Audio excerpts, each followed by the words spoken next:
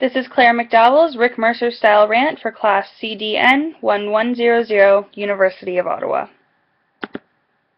Most Canadians would like to believe that the country they live in is one of the most accepting of differences in the world. This is a fact we often pride ourselves on. Our political and criminal justice systems which do their best in treating everyone as equals.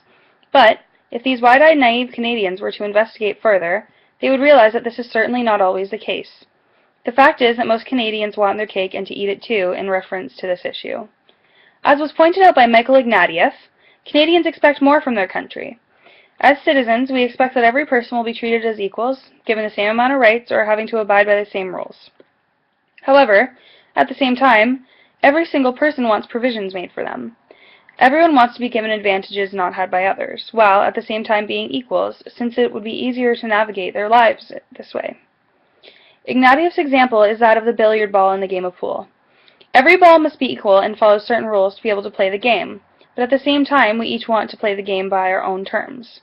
By following this model, citizens would have uneven rights while still under the pretense of having similar rights. On the same token, however, it is very difficult for every person to be treated the same in society since we are not all the same, such as Aboriginal cultures, as an example, the Zulu. They are a proud, powerful, withstanding culture that has many wonderful things to offer the world. However, many of the cultures which consider themselves to be more advanced or developed consider the Zulu to be an underdeveloped society.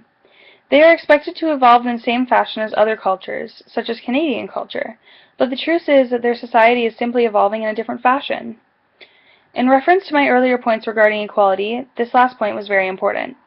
Though human rights are very important and every person should be treated the same, it is important when making rules regarding their treatment that provisions be made to accept the differences which are inevitable in every person in the world, allowing everyone to be treated as equals while still being respected as individuals.